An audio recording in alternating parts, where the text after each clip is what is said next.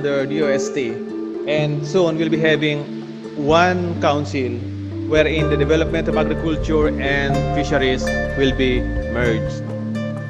And that merging, that proposed merging, is actually manifested by the programs, especially in relation to those programs assisted by the Commission on Higher Education. So why I included CARDEC? As I've said, there is a strong research and development program going on. Earlier, our speaker, representing Dr. Yumol, has mentioned about the FITs, the STBF, the science-based and technology, farm product. What else? Those are related to this because CARDEC is under the auspices of the PCARD, which is also under the office of the OST.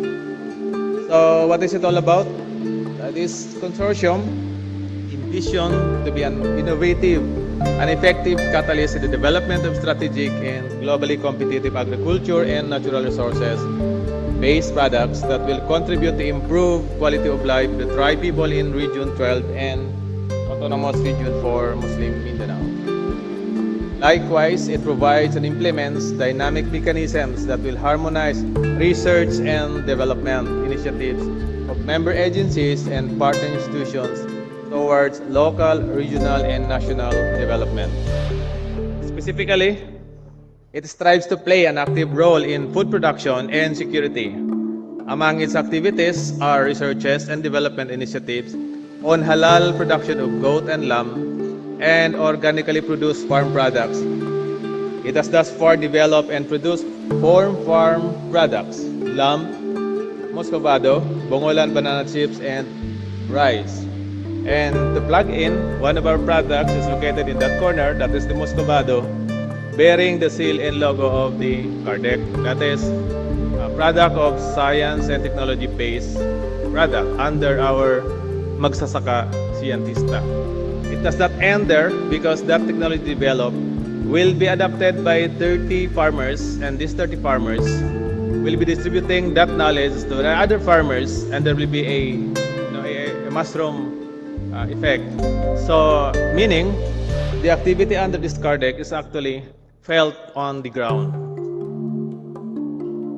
You can place your order.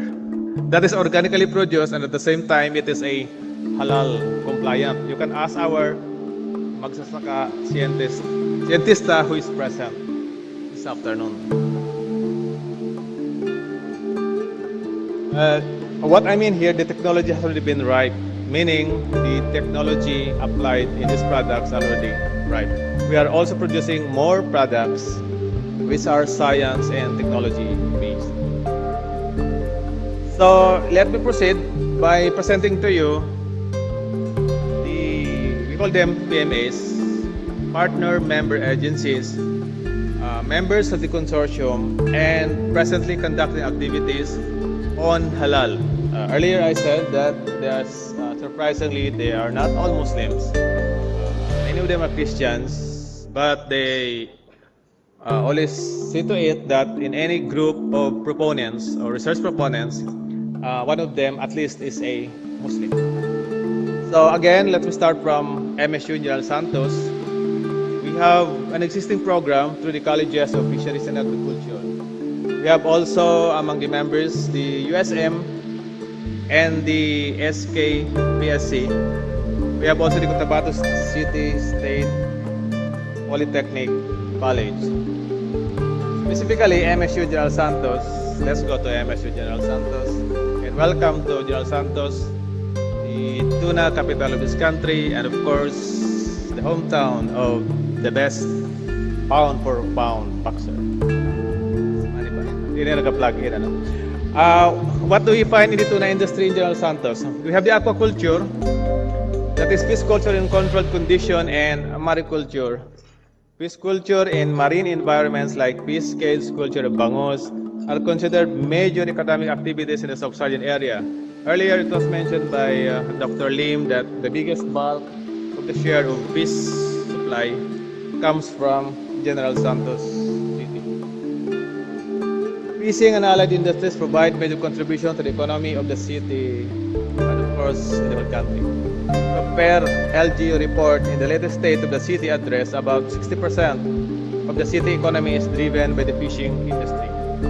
General Santos City is home to most of the fish canneries, fish canning plants of the country. There are actually 6 major canning plants in Jensen, and I know that these 6 canning plants were able to secure Halal certification. That means their products, especially the tuna retailers, their products are Halal certified. Where do we get in? The MSU has been invited, especially our faculty members, to be consultants of these canning industries. And in the pipeline, we'll be having some linkages and networking with the canning industries. And I hope that MSU, located in the heart of the city, will play a pivotal role in the development of the tuna industry in the city, especially in the development of the halal complying requirements.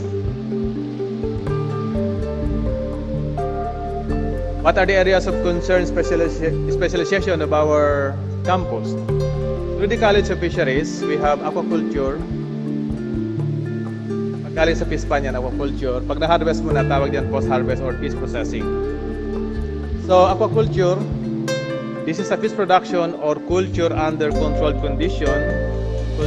Cultured species are provided feeds, both natural food and or processed feeds. We are now in the process of formulating feeds which are halal compliant.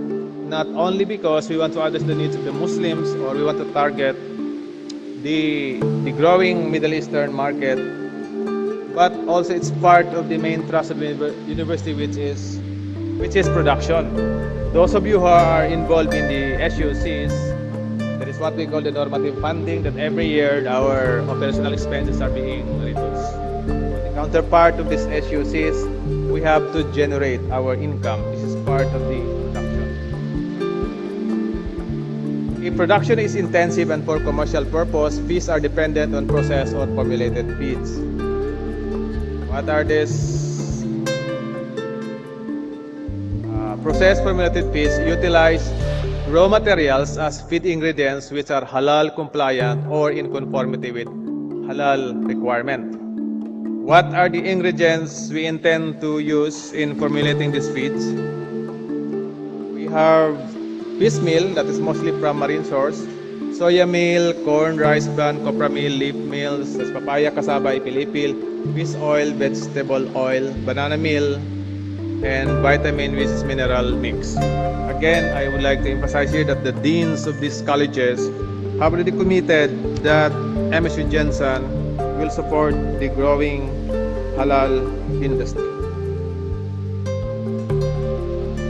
In our feed formulation and production for our cultural specialty station, when I say station, that refers to our laboratory, we use fish and plant sources as feedstuffs. Then post-harvest, we have 2 programs there, the aquaculture and the fish processing. Or the fish process. This is processing of fish and fishery products where raw materials used are fish resources which are naturally grown. If raw materials to be processed will come from aquaculture, this will be produced by the college in the laboratory or station to make sure that these fish resources are grown with practices and processes of serving the halal concept or